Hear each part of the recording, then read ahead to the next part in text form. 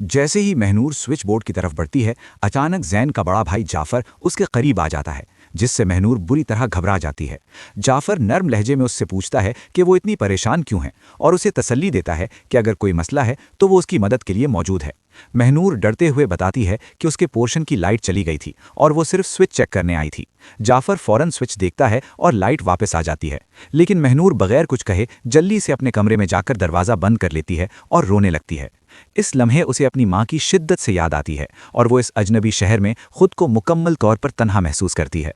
अगली सुबह जब महनूर यूनिवर्सिटी जाने के लिए निकलती है तो जैन उसके पास आकर उसे लिफ्ट देने की पेशकश करता है। शुरू में महनूर इनकार करती है, मगर जैन उसे यकीन दिलाता है कि वो पहले भी उसका साथ दे चुका है और अब भी देगा, जिस पर वो उसके साथ जाने के लिए तैयार हो जाती है और गाड़ी की अगली नशिस्त पर बैठ जाती है, क्योंकि उस वक्त उसे सिर्फ उसी पर भरोसा होता है। दूसरी तरफ दानियाल के घर में सूरत हाल कशीदा है, जहां उसका बाप दिलावर उसे सख्ती से डांटता है और उसकी शिकायतों पर गुस्से का इजहार करता है, जबकि दानियाल जवाब में कहता है कि उस लड़की ने उसे सबके सामने थप्पड़ मारा था। दिलावर इस बात पर मजीद नाराज हो जाता है और उसे उसकी अपनी गलती करार देता है, जिस पर दानियाल गुस्से में आकर अपने कमरे में चीज़ें तोड़ देता है। इसकी मां मुनीजा ये सब देखकर फौरन यूनिवर्सिटी पहुंचती है और प्रिंसिपल से शिकायत करती है कि एक लड़की उसके बेटे पर झूठा इल्जाम लगा रही है और ऐसी लड़कियां लड़कों को फंसाने के लिए ड्रामे करती हैं। प्रिंसिपल महनूर को ऑफिस में बुलाती हैं, जहां मुनीजा उसे ताने देती हैं और धमकी देती हैं कि अगर मामला खत्म ना किया गया तो उसे यूनिवर्सिटी से निकाल दिया जाएगा, मगर महनूर हिम्मत से जवाब देती है कि उसका बेटा गलत है और उसे सजा मिलनी चाहिए। मुनीजा गुस्से में आकर उसे 10 लाख का चेक देती है ताकि मामला खत्म हो जाए,